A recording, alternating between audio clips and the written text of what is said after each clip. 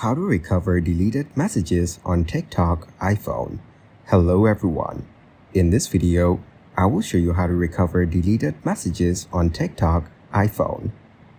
Begin by launching the TikTok app and logging in to your account. Now tap the inbox button at the bottom bar.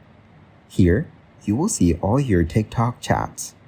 Next, go to the Profile tab by tapping on it at the bottom right corner.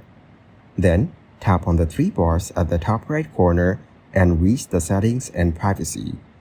After that, select the account and choose the Download Your Data option. To request data, hit the Request Data button. Lastly, it will recover deleted messages on the TikTok iPhone.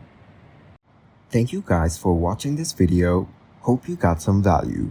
Make sure to like the video and subscribe to the channel to get notified of new videos. See you in the next one.